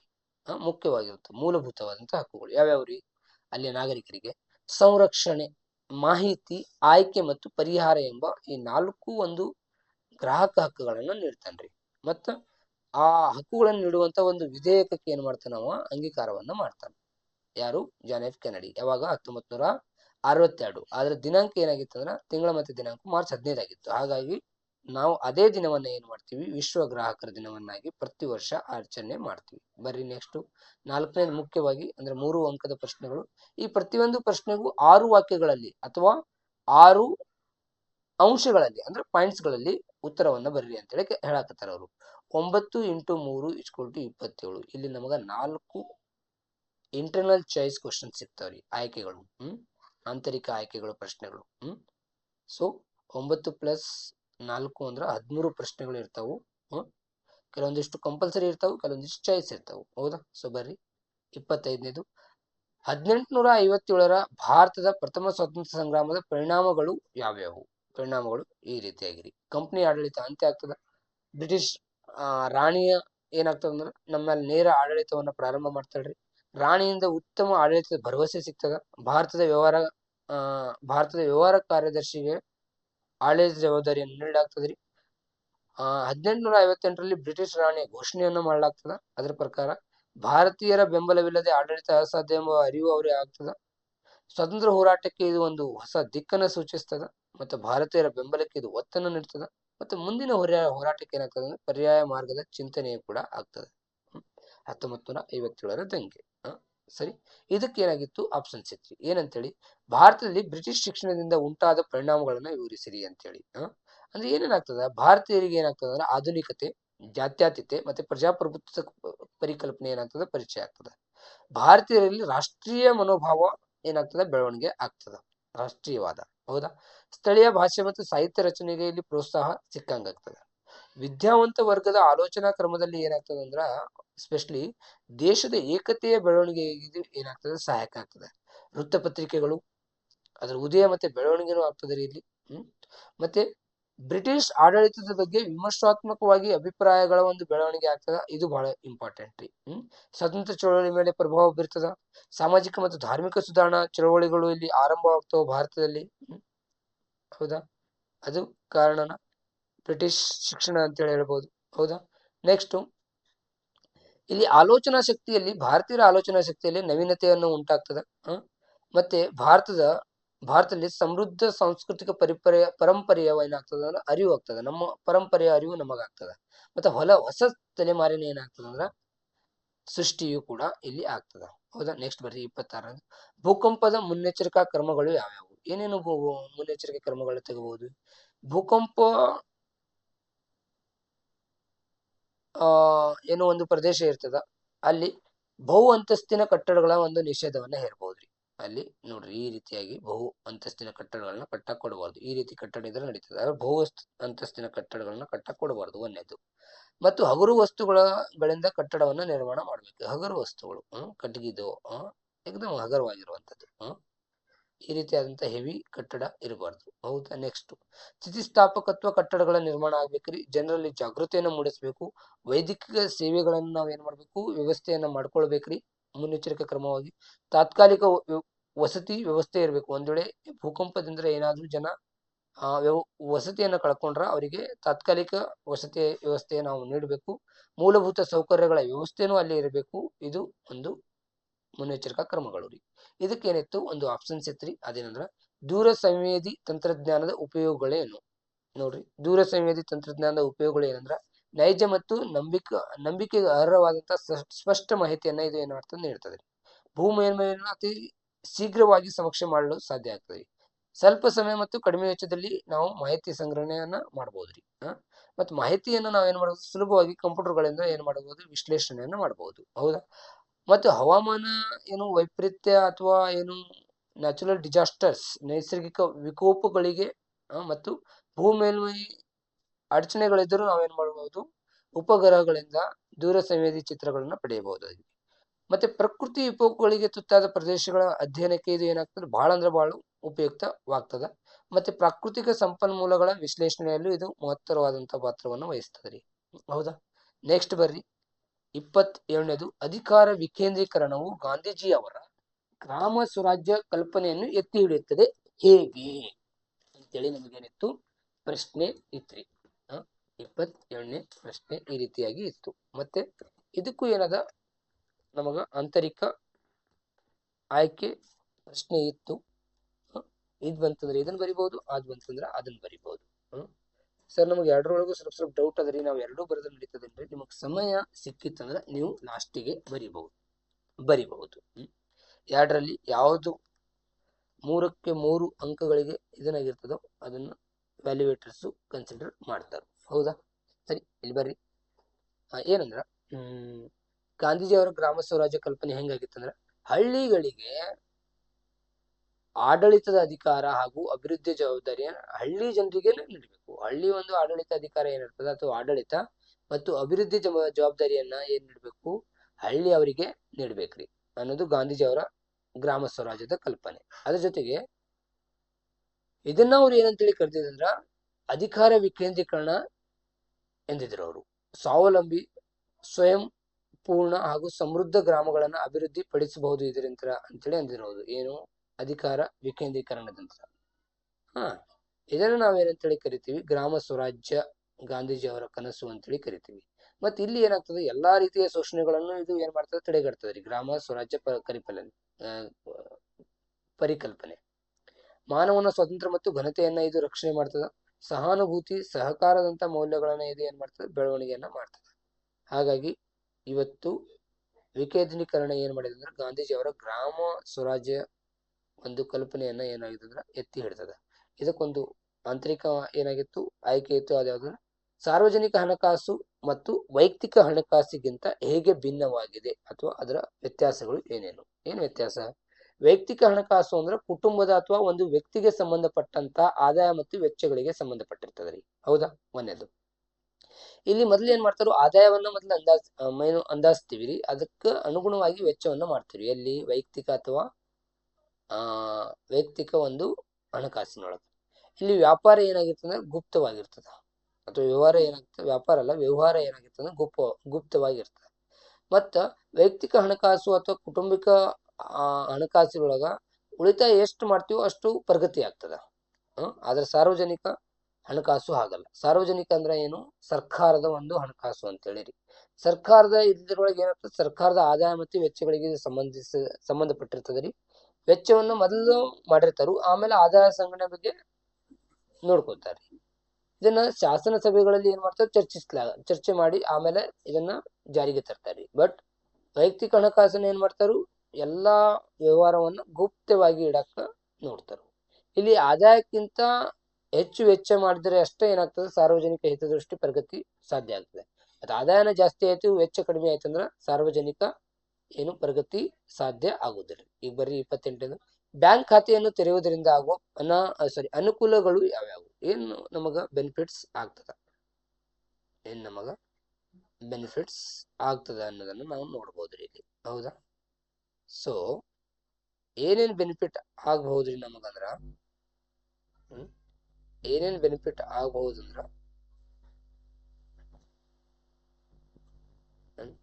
ಏನೇನ್ ಬೆನಿಫಿಟ್ ಆಗಬಹುದಂದ್ರ ಇನ್ ನೋಡ್ರಿ. ಬ್ಯಾಂಕ್ ಖಾತೆಯನ್ನ ತೆರೆಯುವುದರಿಂದ ನಮಗಾಗುವ ಅನುಕೂಲಗಳು ಏನೇನಪ್ಪಾ ಅಂದ್ರ ಈ ರೀತಿಯಾದಂತ ಒಂದು ಅನುಕೂಲಗಳು ಆಗ್ತಾವ್ರಿ. ಯಾವ ರೀತಿಯಾಗಿ ನೋಡ್ರಿ ಇಲ್ಲಿ. ಠೇವಣಿಗಳನ್ನ ಬ್ಯಾಂಕ್ಗಳು ಏನ್ ಮಾಡ್ತಾವು? ಸಂಗ್ರಹಣೆ ಮಾಡ್ತಾವ್ರಿ. ಹೌದಾ? ಇದು ಒಂದು ನಮಗೇನು ಮುಖ್ಯವಾಗಿರುವಂತ ಒಂದು ಅನುಕೂಲ ರೀ. ನೆಕ್ಸ್ಟ್ ಸಾಲಗಳನ್ನ ಅದೇನ್ ಮಾಡ್ತದ? ನೀಡ್ತದ. ಮತ್ತೆ ಹಣವನ್ನು ಏನ್ ಮಾಡ್ತದ? ರಕ್ಷಣೆಯನ್ನ ಮಾಡ್ತದ. ಮತ್ತೆ ಹುಂಡಿಗಳನ್ನ ಏನ್ ಮಾಡ್ತದ? ಸಂಗ್ರಹಣೆ ಮಾಡ್ತದ. ಇವೆಲ್ಲಾನೇನು ಅನುಕೂಲತೆಗಳು ಬ್ಯಾಂಕ್ ಅಕೌಂಟ್ ಇರೋದ್ರಿಂದ. ಹೌದಾ? ನೆಕ್ಸ್ಟ್ ಇದ್ರ ಜೊತೆಗೆ ಮತ್ತೆ ಏನ್ ಮಾಡ್ಬೋದಂದ್ರ ಬ್ಯಾಂಕ್ ಖಾತೆಗಳ ಒಂದು ಇದನ್ನಿತ್ತಂದ್ರ ನಮ್ಮಲ್ಲಿ ಮತ್ತೇನ್ ಮಾಡ್ಬೋದಂದ್ರ ಭದ್ರತೆ ಅಥವಾ ಭದ್ರತಾ ಆಸ್ತಿಗಳ ಮೇಲೆ ಬಂಡವಾಳವನ್ನ ಬ್ಯಾಂಕ್ ಏನ್ ಮಾಡ್ತದ? ನಮಗೆ ನೀಡ್ತದ. ಹೌದಾ? ಅದೇನು ಬಂಗಾರ ಆಗಿರ್ಬೋದು, ಮನೆ ಆಗಿರ್ಬೋದು, ಅವುಗಳ ಮೇಲೆ ಏನಾಗ್ತದೆ? ನಮಗೆ ಸಾಲವನ್ನ ನೀಡುತ್ತದ. ವಿದೇಶಿ ವ್ಯವಹಾರಗಳ ಬಗ್ಗೆ ಏನು ನಿರ್ವಹಣೆಯನ್ನ ಮಾಡ್ತದ. ಅಂದ್ರ ನಮ್ಮ ರುಪಿಯನ್ನ ವಿದೇಶಿ ಅಂತಾರಾಷ್ಟ್ರೀಯ ಮಾರುಕಟ್ಟೆಯಲ್ಲಿ ನಾವು ಅದನ್ನ ಎಕ್ಸ್ಚೇಂಜ್ ಮಾಡ್ಕೋಬಹುದು. ಹೌದಾ? ಸಾಲ ಪತ್ರಗಳನ್ನ ನೀಡ್ತದ್ರಿ. ATM ಕಾರ್ಡ್ ನೀಡ್ತದ, ಡೆಬಿಟ್ ಕಾರ್ಡ್ ನೀಡ್ತದ. ನಿಯಮಿತವಾಗಿ ಸಂವೇದನೆಗಳನ್ನ ಅಥವಾ ಸ್ಟೇಟ್ಮೆಂಟ್ ಅನ್ನ ಇದು ನೀಡುವಂತ ಕಾರ್ಯವನ್ನ ಮಾಡ್ತದ. ಬ್ಯಾಂಕ್ ಖಾತೆಗಳ ನಿರ್ವಹಣೆಯನ್ನು ಇದು ಮಾಡ್ತದ. ಇದಕ್ಕೆ ನಮಗ್ ಚಾಯ್ಸು ಐತ್ರಿ. ಉದ್ಯಮಿಗಳ ಕಾರ್ಯಗಳು ಯಾವ್ಯಾವು? ಉದ್ಯಮಿಗಳ ಕಾರ್ಯಗಳು ಏನು? ವ್ಯಾಪಾರ ಚಟುವಟಿಕೆ ಪ್ರಾರಂಭ ಮಾಡ್ತಾರ್ರಿ. ಉತ್ಪಾದನಾ ಅಂಶಗಳ ಸಂಯೋಜನೆ ಮಾಡ್ತಾರು. ನಿರ್ಧಾರಗಳನ್ನು ಕೈಗೊಳ್ತಾರು. ಸಮಂಜಸವಾಗಿ ಸಂಯೋಜನೆ ಮಾಡ್ತಾರ್ರಿ. ಹೊಸ ವಿಧಾನಗಳನ್ನು ರೂಢಿ ಮಾಡ್ಕೊತಾರು. ನಿರ್ವಹಣೆ ಅನಿಶ್ಚಿತತೆ ಎದುರಿಸ್ತಾರ್ರಿ. ಸೂಕ್ತ ಮಾರ್ಗದರ್ಶನವನ್ನ ಇವ್ರು ನೀಡ್ತಾರ. ನೆಕ್ಸ್ಟ್ 29ನೇದು ಈಗೇನು ನಮಗ ಕಂಪಲ್ಸರಿ ಕ್ವಶನ್ ಕೊಡ್ರಿ. ಯಾವುದು? ಮೊದಲನೇದು ಪ್ಲಾಸಿ ಕದನದ ಕಾರಣ ಮತ್ತು ಪರಿಣಾಮಗಳನ್ನು ವಿವರಿಸಿರಿ. ಪ್ಲಾಸಿ ಕದನ 1757. ಏನು? ಮೊದಲ ಕಾರಣಗಳು ತಿಳ್ಕೊಂಡ್ರಿ. ದಸ್ತಾವೇಜುಗಳ ದುರುಪಯೋಗ ಆಗ್ತದ್ರಿ ಬ್ರಿಟಿಷರಿಂದ. ಇದರಿಂದ ಏನಾಗ್ತದೆ? ನವಾಬನ ಖಜಾನೆಗೆ ಏನಾಗ್ತದೆ? ಪೂರ್ತಿ ನಷ್ಟ ಆಗ್ತದೆ. ನವಾಬನ ಅನುಮತಿ ಇಲ್ಲದೆ ಫೋರ್ಟ್ ವಿಲಿಯಂ ಒಂದು ಕೋಟೆಯನ್ನ ಬ್ರಿಟಿಷರು ಏನ್ ಮಾಡ್ತಾರು? ದುರಸ್ತಿ ಮಾಡಿ ಅದರ ಮೇಲೆ ಏನ್ ಮಾಡ್ತಾರು? ಕೆನನ್ ಅನ್ನ ನೆಡ್ತಾರ್ರಿ. ತೋಪುಗಳನ್ನ ನೆಡ್ತಾರ. ಇವೆಲ್ಲಾ ಒಂದು ಇದರಿಂದ ಕ್ರೋಧಿತನಾದಂತ ಸಿರಾಜುದ್ದೌಲಾ ಏನ್ ಮಾಡ್ತಾನು? ಫೋರ್ಟ್ ವಿಲಿಯಂ ಕೋಟೆ ಮೇಲೆ ಏನ್ ಮಾಡ್ತಾನು? ದಾಳಿ ಮಾಡಿ ಅಲ್ಲಿರ್ತಕ್ಕಂಥ ಬ್ರಿಟಿಷರನ್ನ ಏನ್ ಮಾಡ್ತಾರು? ಬಂಧಿಸ್ತಾನ. 146 ಜನರನ್ನು. ಅವ್ರನ್ನೆಲ್ಲ ಏನ್ ಮಾಡ್ತಾರು? ಅದು ಸಣ್ಣ ಕೊಠಡಿ ಒಳಗೆ ಇರ್ತಾನ. ಇಡ್ತಾನ್ರಿ. ಇಟ್ಟಾಗ ಅದ್ರಲ್ಲಿ ಏನಾಗ್ತದೆ? 123 ಜನ ಸಾಯ್ತಾರ್ರಿ. ಈ ಘಟನೆಯನ್ನ ನಾವೇನಂತೇಳಿ ಕರಿತೀವಿ? ಕಪ್ಪು ಕೋಟಡಿ ದುರ್ಘಟನೆ ಅಂತೇಳಿ ಕರಿತೀವಿ. ಸೊ ಈ ಕಪ್ಪು ಕೋಟೆ ದುರ್ಘಟನೆ ಆದ ನಂತರ ಏನಾಗ್ತದಂದ್ರ ರಾಬರ್ಟ್ ಕ್ಲೇವ್ ಹೆಂಗಾದ್ರೂ ಮಾಡಿ ಸಿರಾಜುದ್ದೌಲನ್ನ ಸದೆ ಬಡಿಬೇಕಂತೇಳಿ ತನ್ನ ಸೈನ್ಯ ತಗೊಂಡು ಏನ್ ಮಾಡ್ತಾನು? ಸಿರಾಜುದ್ದೌಲನ ವಿರುದ್ಧವಾಗಿ ಯುದ್ಧಕ್ಕ ಹೋಗ್ತಾನ್ರಿ. ಯುದ್ಧ ಆದ್ಮೇಲೆ ಪರಿಣಾಮಗಳು ಏನಾಗ್ತಾವಂದ್ರ ನಮ್ಮ ಅನೈತಿಕತೆ ಮತ್ತು ಅಸಂಘಟನೆಯ ಒಂದು ದುರ್ಬಲತೆ ಏನಾಗ್ತದ? ಬ್ರಿಟಿಷರಿಗೆ ಸ್ಪಷ್ಟತೆ ಆಗ್ತದೆ. ಮೀರ್ ಜಾಫರ್ ಬಂಗಾಲದ ನವಾಬನಾಗ್ತಾರೆ. ಬ್ರಿಟಿಷರಿಗೆ ಬೆಂಗಾಲದಲ್ಲಿ ವ್ಯಾಪಾರದ ಅನಿಯಂತ್ರಣ ಹಕ್ಕು ಪಡೆದುಕೊಳ್ತಾರೆ ಇದರ ಮೂಲಕ. ಮತ್ತೆ ಮೀರ್ ಜಾಫರ್ ಬ್ರಿಟಿಷರಿಗೆ 17 ಕೋಟಿ 70 ಲಕ್ಷ ರೂಪಾಯಿ ಪರಿಹಾರವನ್ನ ನೀಡಬೇಕಾಗುತ್ತದೆ ಈ ಯುದ್ಧದ ನಂತರ. ಹೌದಾ? ಮತ್ ಬರ್ರಿ ಮಾನವ ಹಕ್ಕುಗಳ ಸಂರಕ್ಷಣೆಗಾಗಿ ಭಾರತವು ಹೇಗೆ ಪ್ರಯತ್ನಿಸುತ್ತದೆ? ಹೇಗೆ ಅಂದ್ರೆ ಈ ರೀತಿಯಾಗಿ ಸಾರ್ವತ್ರಿಕ ಮಾನವ ಹಕ್ಕುಗಳ ಘೋಷಣೆಗೆ ನಮ್ಮ ಬೆಂಬಲ ಯಾವಾಗಲೂ ಇದೆ ರೀ. ವಿಶ್ವದ ಎಲ್ಲಾ ಮಾನವ ಹಕ್ಕುಗಳ ಸಂರಕ್ಷಣೆ ಆಗ್ಬೇಕು ಅಂತೇಳಿ ನಮ್ ನಿಲುವು ಅದ ರೀ. ಅದಕ್ಕಾಗಿ ನಾವು ಮೊದಲು ನಮ್ಮ ಭಾರತದ ಜನರಿಗೆ ಮೂಲಭೂತ ಹಕ್ಕುಗಳನ್ನು ನೀಡ್ಬೇಕಂತೇಳಿ ಅದನ್ನ ನಮ್ಮ ಸಂವಿಧಾನದೊಳಗೂ ಸೇರಿಸ್ಕೊಂಡಿವ್ರಿ. ಎಲ್ಲಾ ರೀತಿಯ ಶೋಷಣೆ ಮತ್ತು ದಬ್ಬಾಳಿಕೆಗಳನ್ನು ನಾವು ಯಾವಾಗ್ಲೂ ವಿರೋಧ ಮಾಡ್ತೀವಿ. ಜಾಗತಿಕ ವೇದಿಕೆಗಳು ಮೂಲಕ ನಾವು ಮಾನವ ಹಕ್ಕುಗಳ ರಕ್ಷಣೆಗೆ ಯಾವಾಗ ನಮಗ ಸಮಯ, ಸಂದರ್ಭ, ಅವಕಾಶಗಳು ಸಿಕ್ಕಿರ್ತದೋ ನಾವು ಯಾವಾಗ್ಲೂ ಅದನ್ನ ಎತ್ತಿ ಹಿಡಿತೀವಿ ಮಾನವ ಹಕ್ಕುಗಳ ರಕ್ಷಣೆಯನ್ನ. ಮತ್ತೆ ರಾಷ್ಟ್ರೀಯ ಮತ್ತು ರಾಜ್ಯ ಮಾನವ ಹಕ್ಕುಗಳ ಆಯೋಗಗಳನ್ನ ನಾವು ರಾಷ್ಟ್ರೀಯ ಮಟ್ಟದಲ್ಲಿ ಮತ್ತು ರಾಜ್ಯ ಮಟ್ಟದಲ್ಲಿ ನಾವು ಸಪರೇಟ್ ಆಗಿ ನಾವೇನ್ ಮಾಡಿದ್ವಿ? ಸ್ಥಾಪನೆಗಳನ್ನ ಮಾಡಿದ್ದೀವ್ರಿ. ನೆಕ್ಸ್ಟ್ ಬರ್ರಿ ನಿರುದ್ಯೋಗದ ಪರಿಣಾಮಗಳನ್ನು ವಿವರಿಸಿರಿ. ಏನು? ಒಂದೇದು ಬಡತನ ಬರ್ತದ್ರಿ. ನಿರುದ್ಯೋಗದಿಂದ ಭ್ರಷ್ಟಾಚಾರ ಆಗ್ಬೋದು, ಮೋಸ ಆಗ್ತದ, ಕಳ್ಳತನ ಆಗ್ತದ, ಅನಾರೋಗ್ಯ ಆಗ್ತದ, ಕೌಟುಂಬಿಕ ವಿಘಟನೆ ಅಥವಾ ಡಿವೋರ್ಸ್ ಅಂತೇಳಿ ಕರಿತೀವಿ ಅದಾಗ್ತದೆ, ವಂಚನೆ ಆಗ್ತದೆ, ವ್ಯಭಿಚಾರ ಅಥವಾ ಪ್ರಾಸ್ಟಿಟ್ಯೂಷನ್ ಆಗ್ತದೆ ರೀ. ಹೌದು. ನೆಕ್ಸ್ಟ್ 19ನೇ ಶತಮಾನವನ್ನು ಭಾರತೀಯ ಪುನರ್ಜೀವನದ ಕಾಲ ಎಂದು ಕರೆಯಲಾಗುತ್ತದೆ. ಸಮರ್ಥಿಸಿ. ಯಾಕಂದ್ರ ನಾವು 19ನೇ ಶತಮಾನದಲ್ಲಿ ಪಾಶ್ಚಿಮಾತ್ಯ ನಾಗರಿಕತೆ ಸಂಪರ್ಕಕ್ಕೆ ಬರ್ತೀವ್ರಿ. ಇಂಗ್ಲಿಷ್ ಶಿಕ್ಷಣವನ್ನ ಪಡ್ಕೋತೀವಿ. ಈ ಎರಡೂ ಕಾರಣದಿಂದ ನಮ್ಮಲ್ಲಿ ಏನಾಗ್ತದೆ, ವೈಚಾರಿಕ ಬದಲಾವಣೆಗಳು ಆಗ್ತವು. ಮೂಢನಂಬಿಕೆಗಳನ್ನು ಪ್ರಶ್ನಿಸುವ ಮನೋಭಾವ ಬೆಳೀತದ. ಪ್ರಜಾಪ್ರಭುತ್ವ, ಸ್ವತಂತ್ರ, ಸಮಾನತೆ, ರಾಷ್ಟ್ರೀಯತೆಯ ಪರಿಕಲ್ಪನೆಗಳು ನಮ್ಮಲ್ಲಿ ಬೆಳವಣಿಗೆ ಆಗ್ತವು. ಮತ್ತು ಇದೇನಾಗ್ತದ, ನಾವು ಇಲ್ಲಿ ಸುಧಾರಣೆಗಾಗಿ ಒಂದು ಪ್ರಯತ್ನವನ್ನ ಮಾಡ್ತೀವಿ. ಅದಕ್ಕೆ ಏನಂತೇಳಿ ಕರಿತೀವಿ ಅಂದ್ರ ಧಾರ್ಮಿಕ ಮತ್ತು ಸಾಮಾಜಿಕ ಸುಧಾರಣೆಗಳು ಅಂತೇಳಿ ಕರಿತೀವಿ. ಅದೇನು ರೆನೆಸಾನ್ಸ್ ಅಥವಾ ಭಾರತೀಯ ಪುನರ್ಜೀವನ ಕಾಲ ಆಗ್ತದೆ. 33ನೇದು ಬರ್ರಿ, ಅರಣ್ಯಗಳ ಸಂರಕ್ಷಣಾ ವಿಧಾನಗಳು ಯಾವ್ಯಾವ್ರಿ? ಏನೇನ್ ಮಾಡ್ತೇವೆ ಅಂದ್ರೆ, ಒಣಗಿದ ಮರಗಳನ್ನ ನಾವೇನ್ ಮಾಡ್ತಾವು, ತೆಗಿತೀವಿ ಅಥವಾ ಕಡ್ದು ಹಾಕ್ತಿವ್ರಿ. ಮರಗಳ ರೋಗಗಳನ್ನ ನಾವು ನಿಯಂತ್ರಣ ಮಾಡ್ತೀವಿ. ಸಸಿಗಳನ್ನ ನೆಡ್ತೀವ್ರಿ, ಬೀಜಗಳನ್ನ ಹರಡ್ತೀವಿ. ಏನು ಮಳೆಗಾಲದ ಒಂದು ದಿನಮಾನಗಳಲ್ಲಿ ಮರಗಳನ್ನ ಕಡಿಯುವುದನ್ನ ನಾವು ನಿಯಂತ್ರಣ ಮಾಡ್ಬೇಕು. ದನ ಕರುಗಳನ್ನ ಮೇಯಿಸೋದನ್ನ ನಿಯಂತ್ರಣ ಮಾಡ್ಬೇಕ್ರಿ. ಮರವನ್ನು ನೆಡಲು ನಾವು ಎಲ್ಲರಿಗೂ ಪ್ರೋತ್ಸಾಹವನ್ನು ನೀಡಬೇಕು. ಜನರಲ್ಲಿ ಇದರ ಬಗ್ಗೆ ತಿಳುವಳಿಕೆಯನ್ನು ಮೂಡಿಸ್ಬೇಕು. ಏನು ಅರಣ್ಯದ ಮಹತ್ವದ ಬಗ್ಗೆ ನಾವು ತಿಳುವಳಿಕೆಯನ್ನು ಮೂಡಿಸ್ಬೇಕು. ಮತ್ತೆ ಸಾಮಾಜಿಕ ಅರಣ್ಯ ಯೋಜನೆಗಳನ್ನ ನಾವು ಹೆಚ್ಚೆಚ್ಚು ಜಾರಿಗೆಯನ್ನ ತರಬೇಕ್ರಿ. ಈಗ ಬರ್ರಿ 5ನೇದ್ದು, ಈ ಪ್ರತಿಯೊಂದು ಪ್ರಶ್ನೆಗೂ 8 ವಾಕ್ಯಗಳಲ್ಲಿ ಅಥವಾ 8 ಪಾಯಿಂಟ್ಸ್ ಅಥವಾ ಅಂಶಗಳಲ್ಲಿ ಉತ್ತರಿಸಿರಿ. 4 × 4 ಎಷ್ಟಾಗತ್ತಂದ್ರ 16 ಆಗ್ತದ. ಇಲ್ಲಿ ನಮಗ 2 ಚಾಯ್ಸ್ ಇರ್ತದ. ಟೋಟಲ್ 4 ಕ್ವಶನ್, 2 ಚಾಯ್ಸ್ ಇರ್ತವು. Internal choice. ಓಕೆ, ಸೊ ಬರ್ರಿ ಮುಂದೆ. ಭಾರತದ ಪ್ರಧಾನಮಂತ್ರಿಯಾಗಿ ಜವಾಹರ್ಲಾಲ್ ನೆಹರು ಅವರ ಸಾಧನೆಗಳನ್ನ ವಿವರಿಸಿರಿ. ಏನಂದ್ರ, ಅವರು ನವ ಭಾರತದ ಶಿಲ್ಪಿಯಾಗಿದ್ರು. ನಮ್ಮ ಭಾರತ ದೇಶ ಪ್ರಥಮ ರಾಷ್ಟ್ರ ಏನು ಅವರು ಪ್ರಧಾನಮಂತ್ರಿ ಆಗಿದ್ರು, ಅದನ್ನ ಮೊದಲು ನೀವು ನೆನಪಿಟ್ಕೋಬೇಕು. ಇವರು ನವ ಭಾರತದ ಶಿಲ್ಪಿಯಾಗಿದ್ರು. ಸರ್ದಾರ್ ವಲ್ಲಭಾಯ್ ಪಟೇಲ್ ರವರ ಜೊತೆಗೂಡಿ ಸಂಸ್ಥಾನಗಳ ಒಂದು ವಿಲೀನವನ್ನು ಮಾಡ್ತಾರ್ರಿ ಇವರು. ಭಾಷಾವಾರು ರಾಜ್ಯಗಳ ರಚನೆ ಮಾಡ್ತಾರ್ರಿ. ಮಿಶ್ರ ಆರ್ಥಿಕತೆಗೆ ಭದ್ರ ಬುನಾದಿಯನ್ನು ಹಾಕ್ತಾರು. ಪಂಚವಾರ್ಷಿಕ ಯೋಜನೆಗಳನ್ನ ಜಾರಿಗೆ ತರ್ತಾರ್ರಿ. ಜೊತೆಗೆ ನದಿ ಕಣಿವೆ ಯೋಜನೆಗಳನ್ನ ಪ್ರಾರಂಭ ಮಾಡ್ತಾರು. ಕೈಗಾರಿಕೆಗಳ ಅಭಿವೃದ್ಧಿ ಮಾಡ್ತಾರು. ಗ್ರಾಮೀಣ ಅಭಿವೃದ್ಧಿಗೆ ಹೆಚ್ಚು ಒಂದು ಒತ್ತನ್ನು ನೀಡ್ತಾರು. ವಿದೇಶಾಂಗ ನೀತಿಯ ಇವರು ಶಿಲ್ಪಿಯಾಗಿದ್ರು. ಯಾಕಂದ್ರೆ ಪಂಚಶೀಲ ತತ್ವಗಳಿಗೆ ಇವರು ಸಹಿ ಹಾಕಿ ಅದನ್ನ ಅನುಸರಣೆ ಕೂಡ ಮಾಡ್ತಾರು. ಅಲಿಪ್ತ ನೀತಿಯ ಒಂದು ಹರಿಕಾರನೂ ಆಗಿರ್ತಾರೆ. ಇದಕ್ಕೊಂದು ಏನಾಗಿತ್ತು, ನಮಗ ಆಂತರಿಕ ಆಯ್ಕೆ ಇತ್ತು. ಪೆರಿಯಾರ್ ಚಳವಳಿಯ ಮುಖ್ಯಾಂಶಗಳನ್ನು ವಿವರಿಸಿರಿ. ಏನೇನು ಮುಖ್ಯಾಂಶಗಳು? ಪೆರಿಯಾರ್ ಚಳವಳಿಯ ಮುಖ್ಯಾಂಶಗಳು ಏನಂದ್ರೆ, ಅವರು ವರ್ಣಾಶ್ರಮ ಧರ್ಮದ ವಿರುದ್ಧವಾಗಿ ಒಂದು ನಡೆದಂತ ಚಳವಳಿ ಆಗಿರ್ತದ್ರಿ. ವರ್ಣಾಶ್ರಮ ಪದ್ಧತಿಗೆ ಪರ್ಯಾಯವಾದ ದ್ರಾವಿಡ ಚಳವಳಿ ಎಂಬ ಜನಾಂಗೀಯ ಪರಿಕಲ್ಪನೆಯನ್ನು ಇವ್ರು ಏನ್ ಮಾಡ್ತಾರು, ರೂಪಿಸ್ತಾರು. ಹೌದು.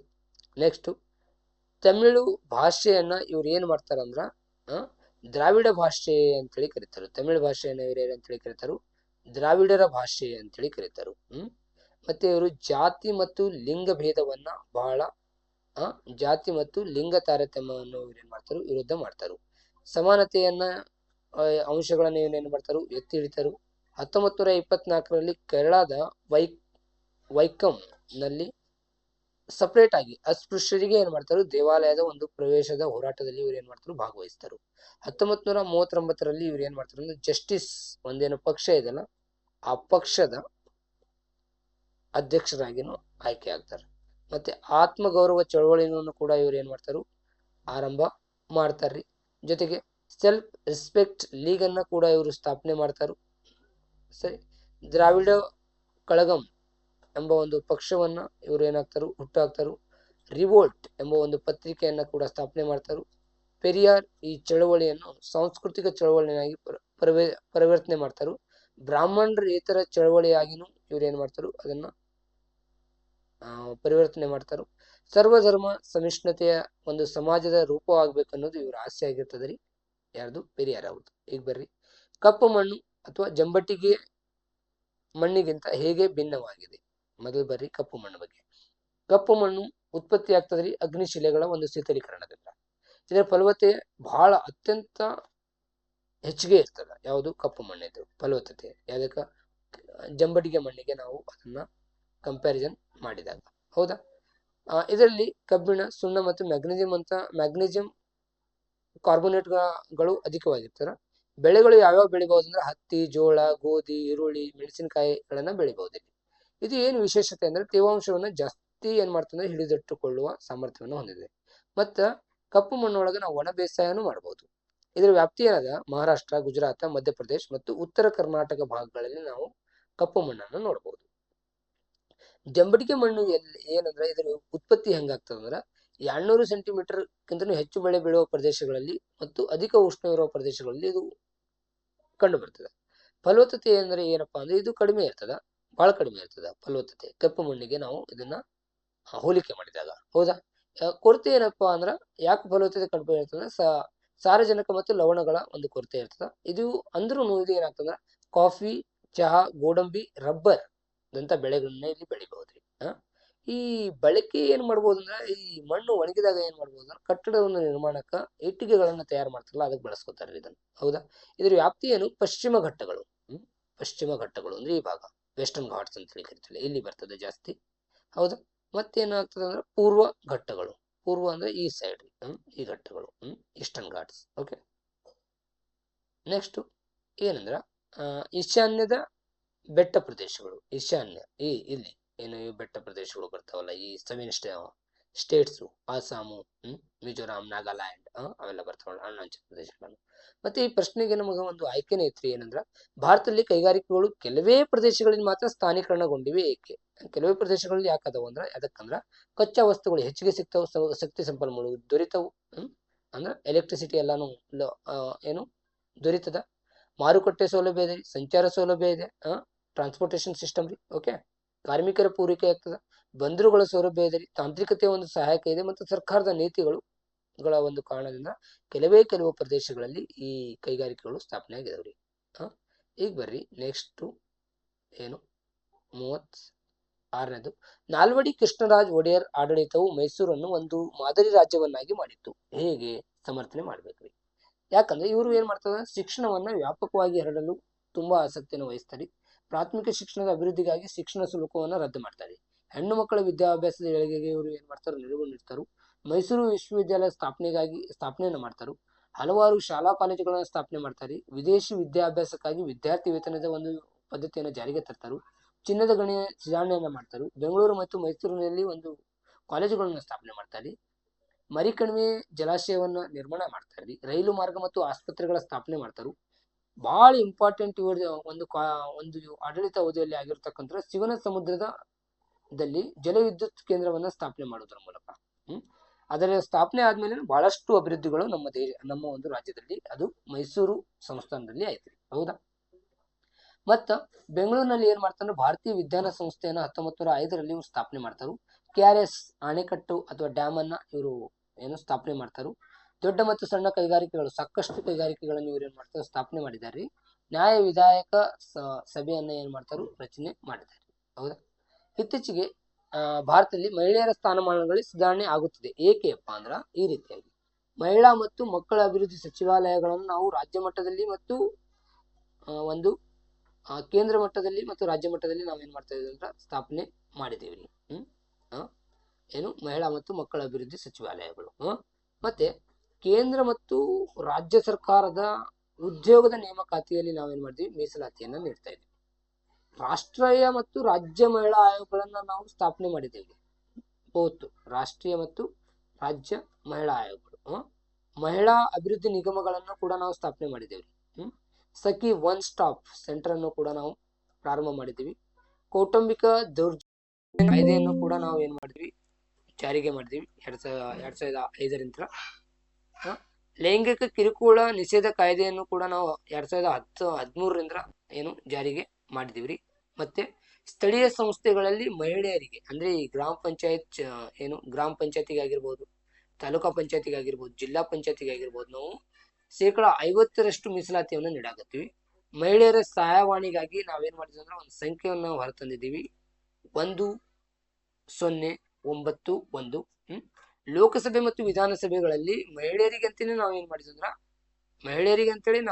ಅಂದ್ರ 33% ಮೀಸಲಾತಿಯನ್ನು ನಾವೇನ್ ಮಾಡ್ತಾ ಇದೀವಿ, ನೀಡಲಾಗ್ತಾ ಇದೀವಿ. ಅದರ ಮೂಲಕ ಅಂದ್ರ ನಾರಿ ಶಕ್ತಿ ವಂದನಾ ಅಧಿನಿಯಮದ ಪ್ರಕಾರ. ಹೌದಾ? ನೆಕ್ಸ್ಟ್ ಬರ್ರಿ 6ನೇದ್ದು ಮುಖ್ಯವಾಗಿ ನಿಮಗೆ ನೀಡಿರುವ ಭಾರತದ ನಕ್ಷೆಯಲ್ಲಿ ನಿಮಗೆ ಭಾರತ ನಕ್ಷೆ ನೀಡಲಾಗ್ತದ. ಈ ಕೆಳಗಿನ ಯಾವುದಾದ್ರೂ 5 ಏನ್ ಮಾಡ್ಬೇಕು, ಗುರುತಿಸ್ಬೇಕ್ರಿ. 10 ಪ್ರದೇಶಗಳನ್ನ ಕೊಟ್ಟಿರ್ತಾರು. ಅದ್ರೊಳಗೆ ನಾವು 5 ಗುರುತಿಸ್ಬೇಕು. ಆದ್ರೆ ನನ್ನ ಪರ್ಸನಲ್ ಅಡ್ವೈಸ್ ಏನಪ್ಪಾ ಅಂದ್ರೆ, ನಿಮಗ ಟ್ರೈ ಮಾಡ್ರಿ ಮ್ಯಾಕ್ಸಿಮಮ್ 5ಕ್ಕಿಂತ ಜಾಸ್ತಿ ಗುರ್ತ ಮಾಡಕ್. ಎಲ್ಲೋ ಒಂದು ಹೆಚ್ಚು ಕಡಿಮೆ ಆಯ್ತು ಅಂದ್ರೆ ನಿಮಗ ಮಾರ್ಕ್ಸು ಇಲ್ಲೇನಾಗಲ್ಲ, ಕಡಿತ ಆಗಲ್ಲ. ಅದಕ್ಕಾಗಿ ಓಕೆ. ಸೊ ಏನಿತ್ತಪ್ಪ ಅಂದ್ರೆ, ಉತ್ತರ ಅಕ್ಷಾಂಶ ಅಥವಾ ಕರ್ಕಾಟಿಕ ಸಂಕ್ರಾಂತಿ ವೃತ್ತ, B Indira point, C Konkan ತೀರ, ಡಿ ಗೋವಿಂದ್ ಸಾಗರ, ಇ ಕೈಗಾ, ಎಫ್ ಕಾಂಡ್ಲಾ, ಜಿ ಭಾರತದ ಚಹಾ ಬಂದರು ಅಥವಾ ಕೋಲ್ಕತ್ತಾ ಬಂದರು. ಓಕೆ, ಗುವಾಹಟಿ, ಸೇಲಂ ಮತ್ತು ಲಾತೂರ್.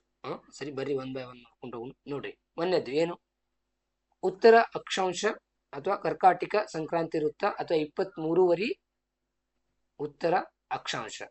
ಅದ್ಯಾವುದು ಇಲ್ಲಿ ನೋಡ್ರಿ, ಇಲ್ಲದ ಇಲ್ಲಿಂದ ಸ್ಟಾರ್ಟ್ ಆಗ್ತದೆ, ಗುಜರಾತ್ ಇಂದ ಇಲ್ಲಿಗೆ ಎಂಡ್ ಆಗ್ತದೆ. ಹೌದಾ?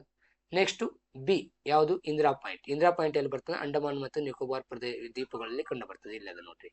ಸರಿ, ಮತ್ತೆ ಸಿ ಏನಿತ್ತು, ಕೊಂಕಣ ತೀರ. ಇಲ್ಲದ ನೋಡ್ರಿ, ಕೊಂಕಣ ತೀರ, ಇದು ಕೊಂಕಣ್ ತೀರ. ಸರಿ, ಮತ್ತೆ ಡಿ ಏನಿತ್ತಪ್ಪ ಅಂದ್ರೆ ಗೋವಿಂದ್ ಸಾಗರ. ಬಂಕ್ರಾನಂಗಲ್ ಒಂದೇನು ಆಣೆ ಕಟ್ಟದಲ್ಲ, ಅಲ್ಲಿ ಕಟ್ಟಿರ್ತಕ್ಕಂಥದ್ದು ಗೋವಿಂದ್ ಸಾಗರ. ಹೌದಾ? ನೆಕ್ಸ್ಟ್ ಬರ್ರಿ, ಈ ಏನು, ಕೈಗಾ ಮತ್ತು ಕಾಂಡ್ಲಾ. ಕೈಗಾ ಮತ್ತು ಕಾಂಡ್ಲಾ. ಕೈಗಾ ಬರ್ತದ ನಮ್ಮ ಕರ್ನಾಟಕದಾಗ, ಇದು ಇಲ್ಲಿ ಕೈಗಾ ನಮ್ಮ ರಾಯಚೂರು ಡಿಸ್ಟಿಕ್ ಒಳಗೆ ಬರ್ತದ, ಕರ್ನಾಟಕದಾಗ. ಹೌದಾ? ಮತ್ತೆ ಕಾಂಡ್ಲಾ ಗುಜರಾತ್ ಒಳಗೆ ಬರ್ತದ್ರಿ. ಮತ್ತೆ ನೆಕ್ಸ್ಟ್ ಯಾವುದು, ಚಹಾ ಬಂದರು ಕೋಲ್ಕತ್ತಾದಾಗ, ಇಲ್ಲಿ ಕೋಲ್ಕತ್ತಾ. ಇದ್ರ ಕೆಳಗೆ ಬರುವಂತದ್ದು ಯಾವುದು, ಹಲ್ದಿಯಾ ಏನು ಬಂದರು. ಇಲ್ಲಿ 2 ಬಂದರು ಬರ್ತಾವ ಕೋಲ್ಕತ್ತಾದೊಳಗ. ಇದು ಒಂದು ಯಾವುದು, ಅದನ್ನ ಕೋಲ್ಕತ್ತಾ ಬಂದರು ಅಂತೇಳಿ ಕರೀತಾರು ಅದನ್ನ, ಅಥವಾ ಚಹಾ, ಭಾರತದ ಚಹಾ ಬಂದರು ಅಂತೇಳಿ ಕರಿತೀವಿ. ಹೌದಾ? ಇದೇನು ಇಲ್ಲಿ. ಮತ್ತೆ ಎಚ್ ಏನು, ಗುವಾಹಟಿ. ಇದು ಗುವಾಹಟಿ. ಓಕೆ, ಇವು ಬಂದು. ಓಕೆ, ನೆಕ್ಸ್ಟ್ ಬರ್ರಿ, ಸೇಲಂ ಮತ್ತೆ ಲಾತೂರ್. ಸೇಲಂ ಏನಾಗ್ತದ ಅಂದ್ರ ತಮಿಳ್ನಾಡು ಒಳಗೆ ಬರ್ತದ, ಮತ್ತೆ ಲಾತೂರ್ ಏನಾಗ್ತದಂದ್ರ ಮಹಾರಾಷ್ಟ್ರದಾಗ ಬರ್ತದ. ಸೊ ನನಗೆ ಅನ್ಸಿದ ಮಟ್ಟಿಗೆ ಸ್ನೇಹಿತರೆ, ನಿಮ್ಗೆ ಇದೆಲ್ಲ ಅರ್ಥ ಆಗಿದೆ ಅಂತೇಳಿ ತಿಳ್ಕೊಂಡಿದೀನಿ. ನಿಮ್ಗೆ ಏನಾದ್ರೂ ಡೌಟ್ ಇದ್ರ, ಏನಾದ್ರೂ ನಿಮ್ಗ ಸಂದೇಹಗಳು ಇದ್ರ, ನಿಮ್ಮ ಸಲಹೆಗಳಿದ್ರ, ನಮ್ಮ ಕಮೆಂಟ್ ಬಾಕ್ಸ್ ನಿಮಗಾಗಿ ಓಪನ್ ಇರ್ತದ. ಕಮೆಂಟ್ ಮಾಡ್ರಿ. ನಿಮಗ ಈ ವಿಡಿಯೋ ಇಷ್ಟ ಆಗಿದ್ರೆ ಲೈಕ್ ಮಾಡ್ರಿ, ಸಬ್ಸ್ಕ್ರೈಬ್ ಮಾಡ್ರಿ, ಬೆಲ್ ಐಕನ್ ಅನ್ನ ಪ್ರೆಸ್ ಮಾಡ್ರಿ.